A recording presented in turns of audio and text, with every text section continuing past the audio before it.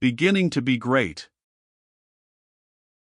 The boys had some fresh plan for the next day, and when Alfred went up to bed they were all whispering eagerly, but as soon as their brother entered the room they pretended to be asleep. Alfred said nothing till he was undressed and about to get into his bed, and then he only wished them good night. There was no reply, and the boy felt hurt, but just then he recollected something which made him clap his right hand first to his cheek and then to his forehead, as if he fully expected to find both places still wet and warm. They felt still as if his mother's lips had but just left them. From that moment Alfred lay quite still in the darkness, feeling very happy and contented, till all at once a long-drawn restful sigh escaped his lips, and he was just dropping off to sleep when he awoke again and lay listening, for his three brothers, believing that he had gone off to sleep, began talking again in an eager whisper, but what about he could not tell, till all at once Red said something about otters. They were going to have a grand otter hunt up the little Wantage stream with the dogs, and for a few moments a feeling of bitter disappointment came over the boy, for he had looked forward to the day when that hunt would take place. He felt better when he recalled the Queen's words as he wished her good night. They were, "I am so glad, Fred, my boy. You have made me feel very happy." Father Swithe must have told her what I said, thought Alfred, and in another minute he was asleep. The next morning after breakfast the boy did not feel half so brave, and he was thinking of how he could get away to the monk's quiet cell-like room without his brothers seeing him, but he was spared from all trouble in that way, for the monk came up to him smiling. "I'm going to speak to your brothers, Fred," he said. "I told the Queen that you had promised to try very hard, and she said she was very glad, but she would be so much happier if your brothers came too, so I am going to ask them to come. Do you know where they are?" "Out in the broad courtyard," said Alfred quickly, but Father Swithe shook his head. "No," he said, "I came across just now, and they were not there." At that moment the distant barking of a dog was heard, followed by a yelping chorus which made the boy run to the window and look out, to catch sight of three figures and some half-dozen dogs disappearing over the hill slope. "I think they have gone after the otters with the dogs," said Alfred sadly. "Oh, I see," said the monk, "and you feel dull because you are not with them?" Alfred was too honest to deny it. "Never mind, boy," said the little monk cheerily, "come to my room, and we'll finish making the ink, and then you can learn to read the letters as I make them, while I write out a poem for the Queen, and then I'll get out the red and blue and yellow, and the thin leaves of gold, and we'll try and make a beautiful big letter like those in the Queen's book, and finish it off with some gold." "But you can't do that," cried Alfred, interested at once. "Perhaps not so well as in the Queen's beautiful book, but come and see." The boy eagerly took hold of the monk's hand, and they were soon seated at the little table in Swithe's room, with the light shining full upon the slate slab, the pebble grinder, and the black patch. "You said that was ink yesterday," said the boy, as Swithe gave the pebble a few turns round, and then looked to see if the ink was of the right thickness, which it was not, so a feather was dipped in a water jug, and a few drops allowed to fall upon the black patch. "There," said Swithe, "a good writer makes all his own ink. Now you grind that up till it is well mixed." "Gently," cried Swithe, "that ink is too precious to be spread all over the slab.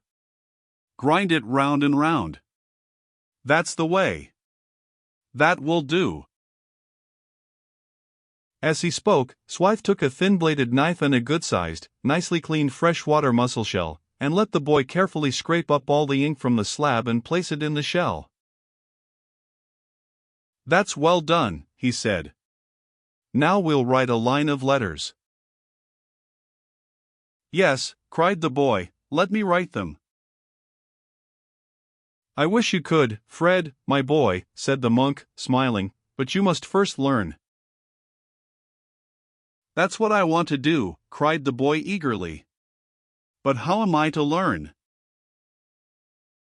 "By watching me. Now see. Swithe rose from the table and opened a box, out of which she took a crisp clean piece of nearly transparent sheepskin and a couple of quill pens, sat down again, and then from another box he drew out a piece of lead and a flat ruler, not a lead pencil such as is now used, but a little pointed piece of ordinary lead, with which he deftly made a few straight lines across the parchment, and then very carefully drew a beautiful capital A, which he finished off with scrolls and turns and tiny vine leaves with a running stalk and half a dozen tendrils. "But you have put no grapes," cried Alfred. "Give me time," said Swithe good-humoredly, and directly after he faintly sketched in a bunch of grapes, broad at the top and growing narrower till it ended in one grape alone. "Oh, I wish I could do that," cried Alfred eagerly. "But I could never do it so well." "I'm going to persevere till I make you do it better," said Swithe. "Now we'll leave that for a bit and begin a Latin lesson." Alfred sighed and looked longingly at the faint initial letter. But his interest was taken up directly, for Swithe took up one of his quill pens, examined it, and then, after giving the ink a stir, dipped in his pen and tried it.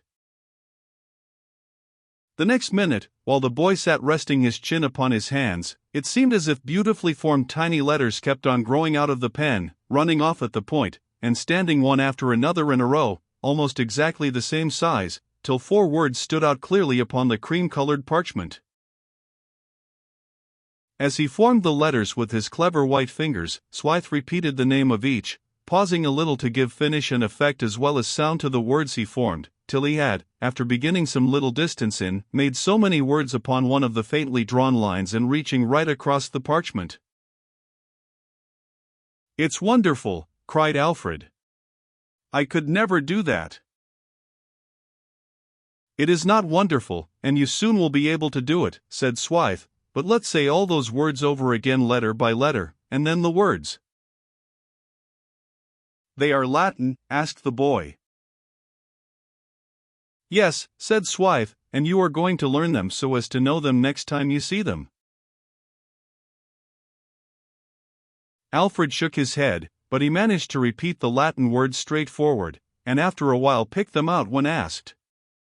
Then the monk proceeded to get out his colors so as to ornament the big initial letter of what Alfred had learned in Latin as well as in English was the history of the good King Alman.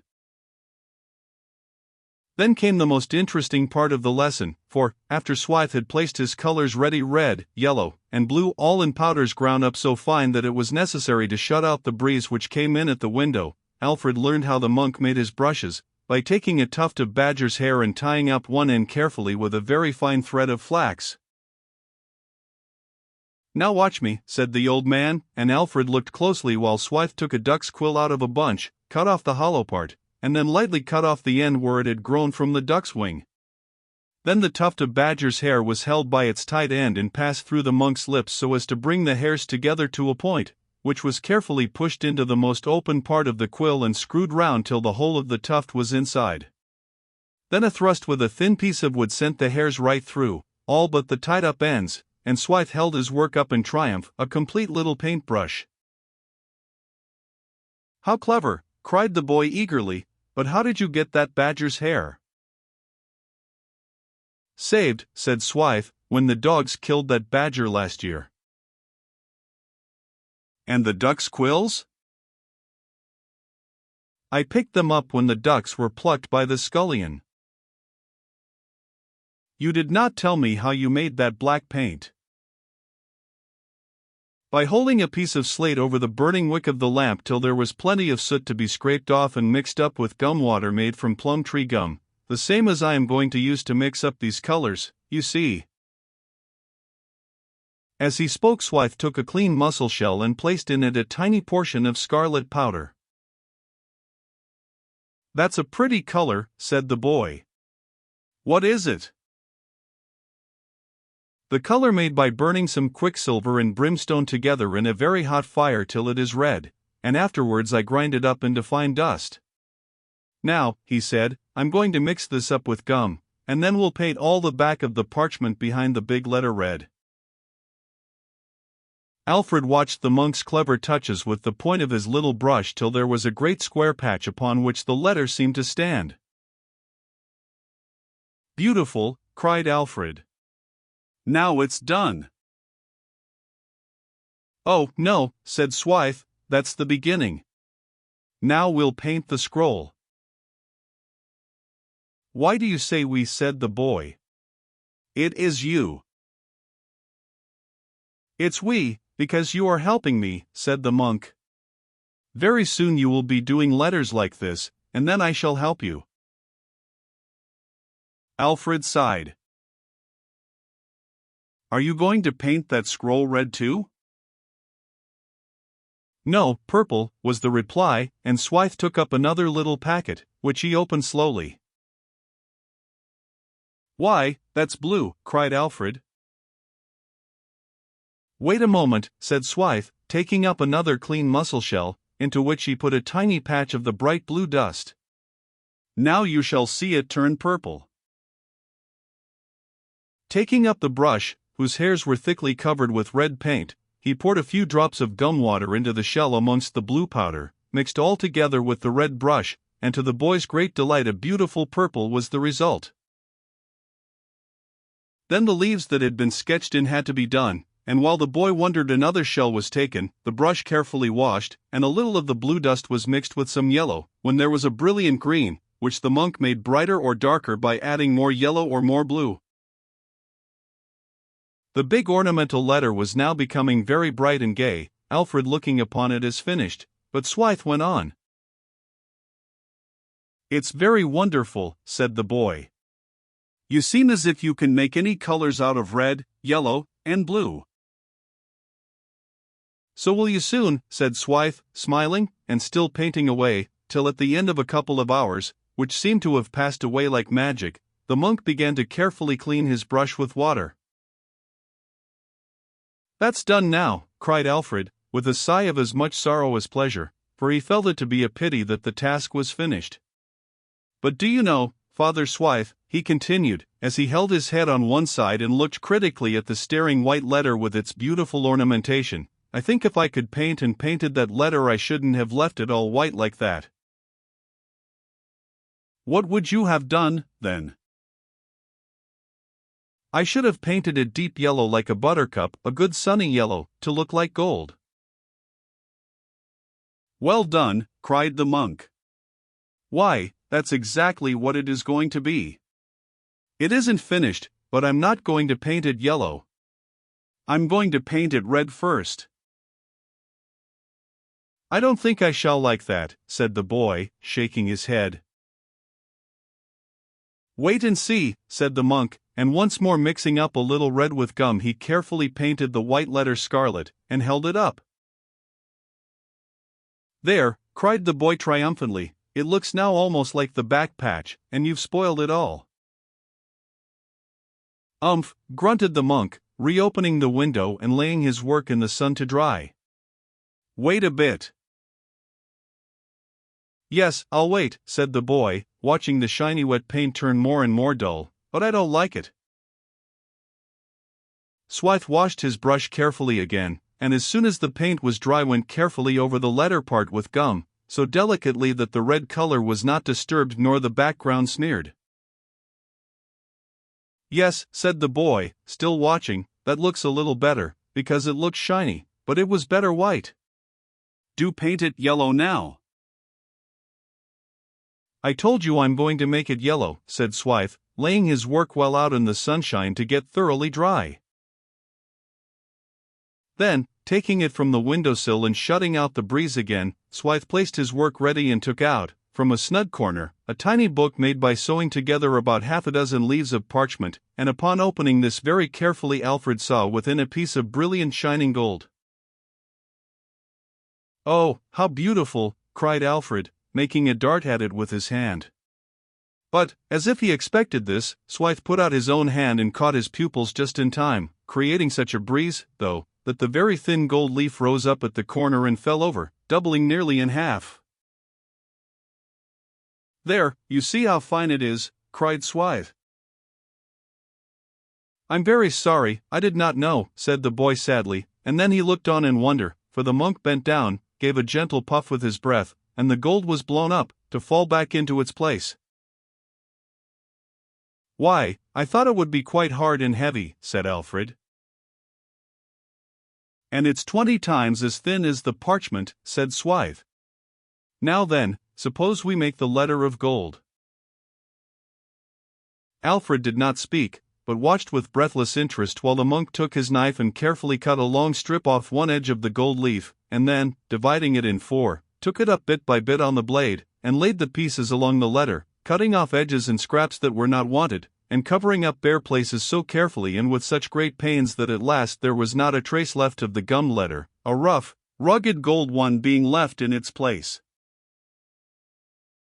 "There," cried Swithe, when he had covered the last speck, and all was gold leaf, but Alfred shook his head. "It looks very beautiful," he said, "but I don't like it. The edges are all rugged and rough."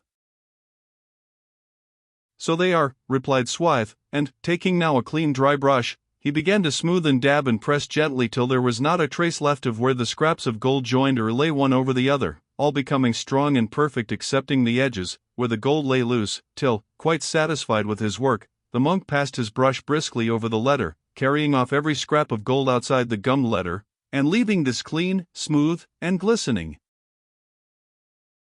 "Oh, Father Swithe," cried Alfred, clapping his hands, "you are clever. It's beautiful." "You like it, then, my boy," said the old man gravely. "You shall soon be able to do that with your light fingers." The boy looked down at his hands and then took up the pen the monk had laid down, dipped it in the ink, and tried to make a letter. "Well done," said Swithe, smiling, "that is something like O. Now make another, and try if you can make it worse than the last." The boy looked up at him sharply. "You are laughing at me," he said. "Well, if I am, it is only to make you try and do better. Go on again." The boy hesitated before looking hard at the letter he had tried to imitate, and then tried once more. "Ever so much better," cried the monk. "Come to me every day, and try like that, and in a very short time you will be able to read and write."